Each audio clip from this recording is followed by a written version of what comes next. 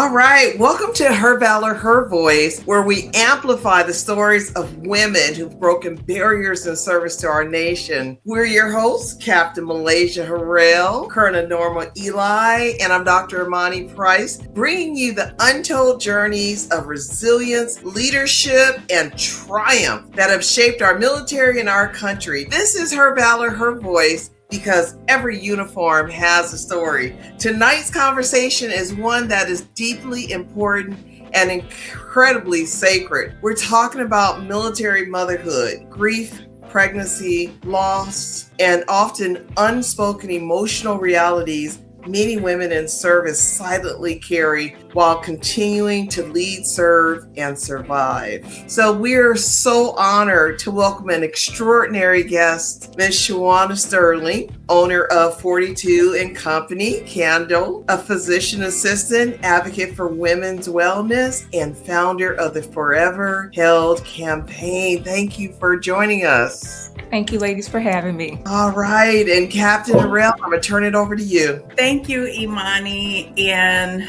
thank you for just being here, number one, with us, Shawana. We are just so blessed to have you to address our military women and looking at motherhood, especially in honor of Mother's Day. And, you know, this segment sometimes is very challenging for women in the military, and around Mother's Day, there's a lot of grief associated with so many different things. And this conversation is so important because many women in the military are expected to serve at an incredibly high standards, high levels, while simultaneously navigating motherhood, deployments, transitions, and identity shifts, and sometimes devastating personal loss. And often there's not enough space to fully process grief. You know, a lot of times we have to really get back to work. And there are women who experience miscarriages, infertility, postpartum depression,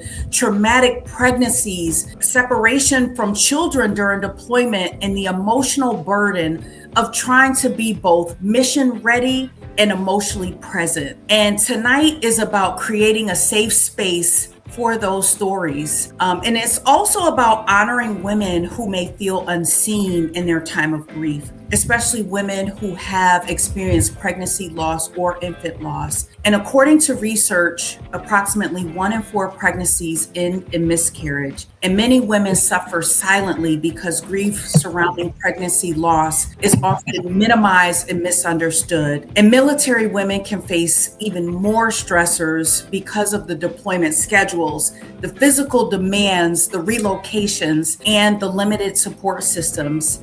And tonight, we want women who are listening to know you are not weak, you are not alone, and your story matters. And Norma, I'd love for you to speak about your perspective as a leader and veteran woman about the realities many military mothers face. Thank you, Malaysia. I would love to do that. As a woman in uniform, we often trained to push through pain, compartmentalize emotions, and continue to mission no matter what is happening personally. But motherhood changes you, and grief changes you. Many women in the military have had to return to work quickly after devastating losses, continue leading teams while emotionally shattered, or carry grief silently without proper support or understanding. The military structure was not originally designed around the emotional and physical realities women experience as mothers. Believe me, we know that. Mm-hmm. And yet women continue to serve with extraordinary courage. That is why conversations like this matter so much, because healing begins when stories are finally spoken out loud.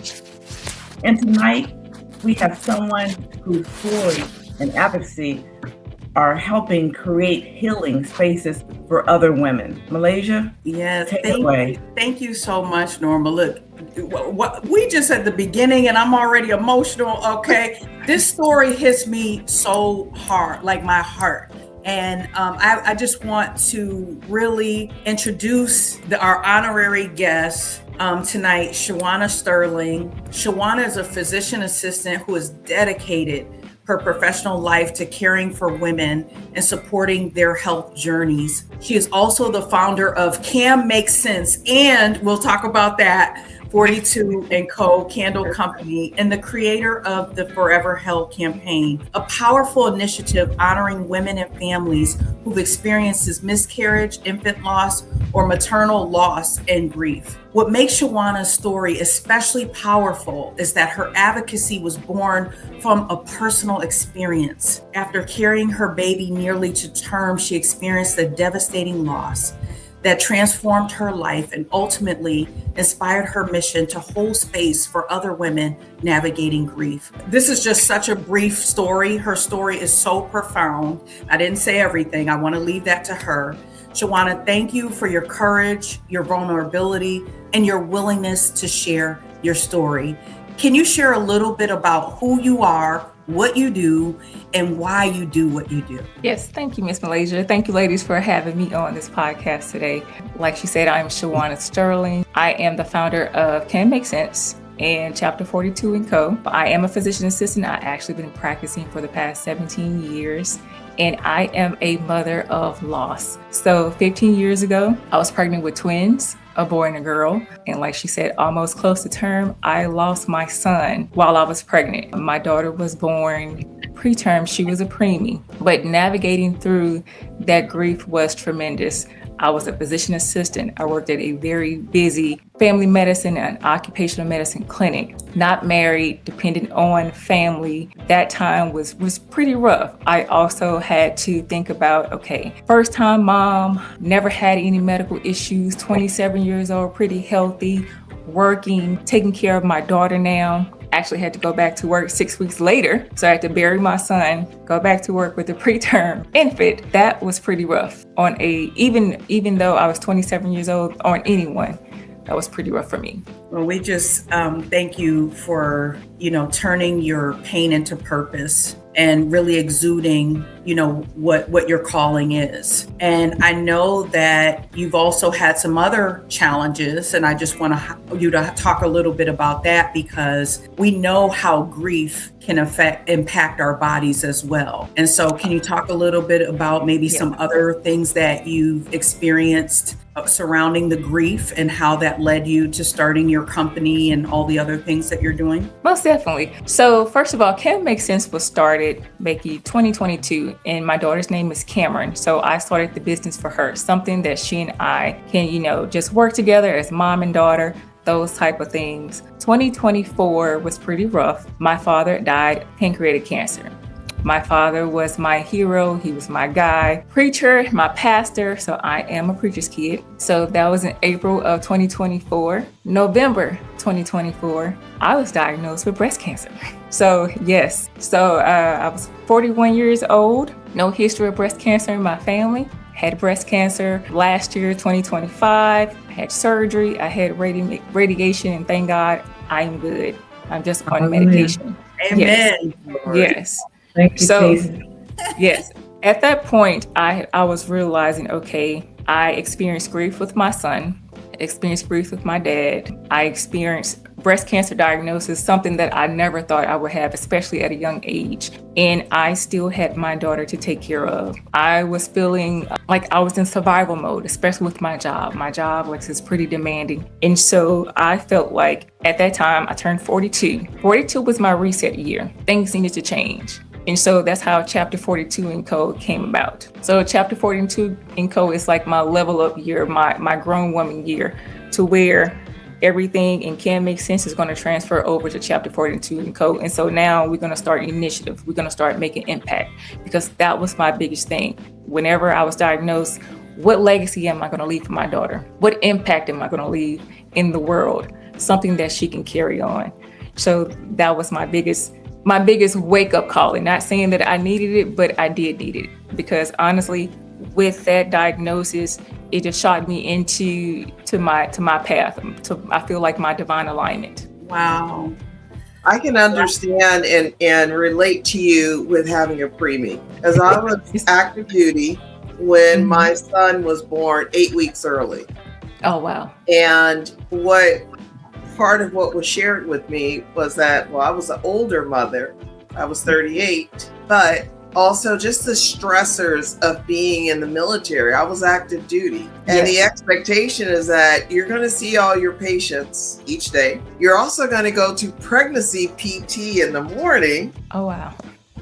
And after he was born, so in the military at that time, he's 20 now, but at that time, a woman had 6 weeks after, and that's across the board. That's right. So my son spent a portion of that time in the hospital. He was too small to come home. And of course, I was also trying to navigate that time. It doesn't make sense in your mind to have a child and go home without him. You can't even make that make sense. Right. So it was my mom that went to the nursing supervisor and said, "Where's social worker? My daughter's a psychologist, but she's about to be discharged and her baby is still in the NICU." Wow. Right. So and you would think that's common sense that people would actually think about that. Okay, how would that make the mother feel? What type of, abandonment issues that may happen? Because I'm pretty sure you may feel like, hey, I'm abandoning my preterm child who is small, who's still in the hospital. I can't feed him. I can't do anything. I can't hold him as much. Because absolutely. All of those things. You're told that you're good, but you're leaving this child behind. That makes no sense to any mother. Right. I spent so much time at that hospital in the NICU. And the other thing that people don't talk about or you're not told is that a lot of stuff happens in the NICU. Not every baby makes it. That's right. So sometimes you go to see your child and someone else's child is in crisis. Yes. And they shut the doors. No one can come in there because they're doing a procedure. Yes. So you don't know whose child it is. It's a lot. It is. So I can't even imagine your story of having one child preterm and having lost your son. Yes. These two things happening simultaneously. It was. It was rough. During the process, I had a C-section, of course. And so I didn't know whether should I be excited or should I be sad. I remember them asking me, which baby would you like to come out first? Oh, wow. Yes. So a lot of emotions. And still, even though it's been 15 years, you still think about it. You still grieve.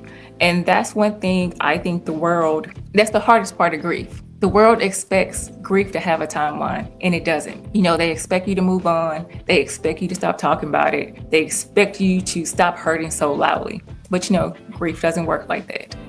Right. Wow. I thank both of you for sharing your stories. I can't imagine going through any of that, right? I think as providers, it's even more challenging because you now have to take care of everyone else, right? Imani, you had to go back to work. Shawana, you had to go back to work. I can imagine, for the people who didn't meet, your child, again, it's a figment of their imagination. And just trying to process that and that still being with you today. Can you tell us a little bit? You said now that you're transitioning to the 42 and Co. and now your life is really going to be about legacy and impact. Can you tell me about how you're doing that and how you came up with the initiative that you're coming up with and how that is helping you with your healing process? So as far as the initiative, one of my very influential mentors, who I love her to death, we were actually speaking about what can I do to honor my son, Caleb? His name is Caleb. And I always stress that even though he's not here physically with us, he is still here in spirit. And I'm going to say his name. His name is Caleb. So I thought about what can we do to honor him? Even though I've had some trauma, as far as the breast cancer, and I felt like, everybody's aware of breast cancer. Everybody's aware of breast cancer awareness. It's talked about a lot, but no one is really talking about infant loss. No one's talking about the miscarriages, or how a mother actually feels after that, no matter how long it's been, whether this happened to her in 20s and now she's 50 or 60, no one talks about that. So that's when I decided to start the Held in Haven initiative. So Held in Haven is about creating space for mothers so they can feel seen, they can feel supported and remembered and help without actually needing to explain their pain. A lot of mothers, they walk through grief feeling invisible. The flowers stop coming, the calls slow down, people stop saying their baby's name because they don't want to not remind her to be, ill will, but just they're not sure how to handle that time. I remember for myself, some people, they didn't want to say his name, like my family. Sometimes they'll say, oh, the baby. That's how they always refer to him, as the baby, or it's always in a hushed tone. So with the Held in Haven initiative, it will create that space. It will create that community for mothers. Also it challenges how the way society talks about the infant loss or the maternal grief. Like I said, the conversations, they're whispered or even avoided entirely. So this vision will eventually create, a community around the remembrance, the healing, and emotional support. And so how the Forever Held bundles come into play is one of our products, a part of that initiative. So with the Forever Held bundle, in there, a mother will get, it's like a keepsake box. They will get a candle, it's in the shape of a bear. They will get a journal, and inside their journal, they can write down their feelings, how they felt when it happened, how angry they were, these letters to herself. Also, they have seed paper in there, because I feel like if you write something on seed paper, put it in the ground, it will grow. Whatever you put in the ground, it's gonna come back out. Write a letter to your baby. Hey, your baby's still here. When you see those flowers grow, that's my child over there. So just something as a way of remembrance.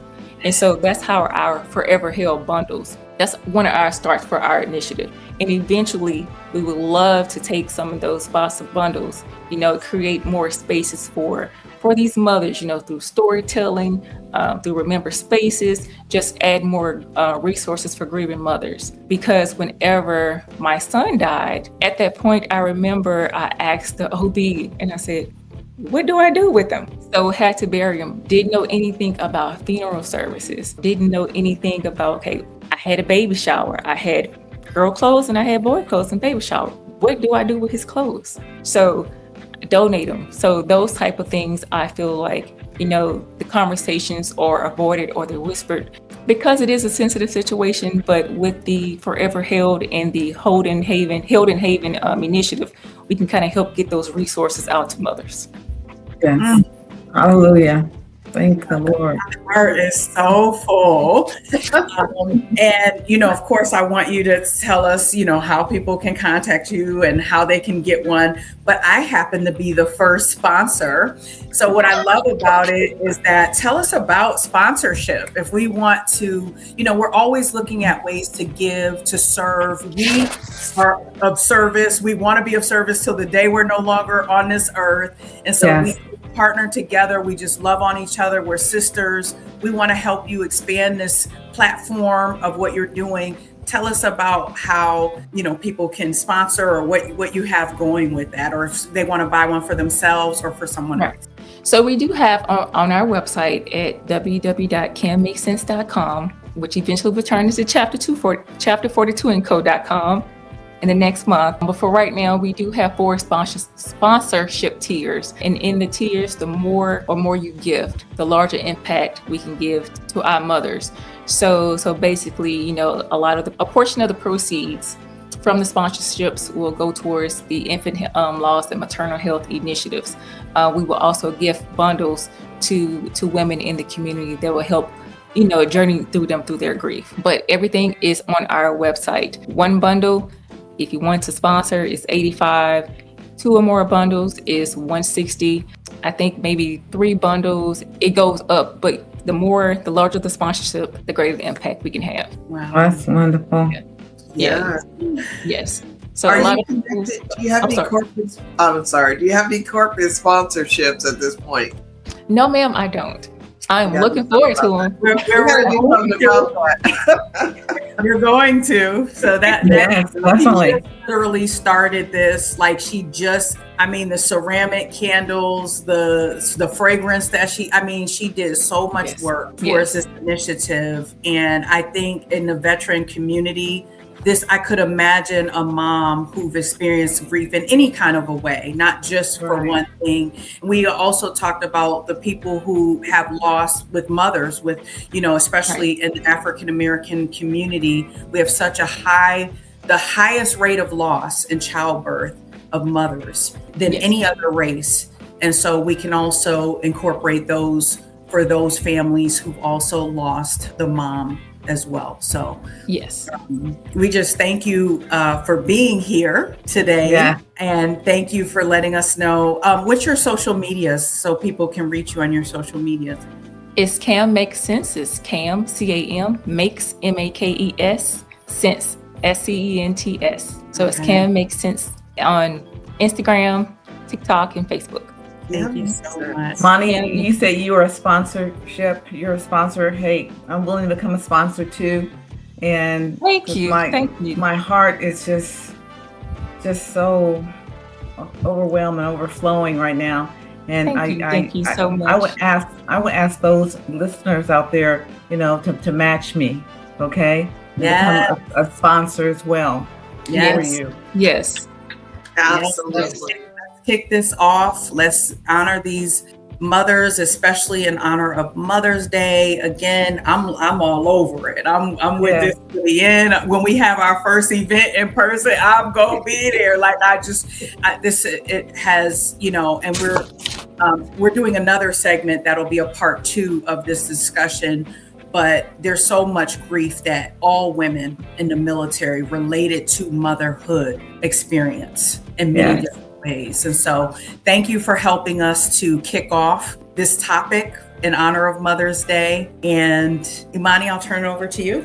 All right. So thank you for joining us for this episode of Her Valor, Her Voice. Be sure to follow, subscribe, and share this conversation with someone who may need the encouragement. And remember, your voice matters, your story matters, and you deserve to be heard. Thank you guys so much for being here with us, and we will see you again for our next episode. Bye-bye, everyone. Thank you. Thank you.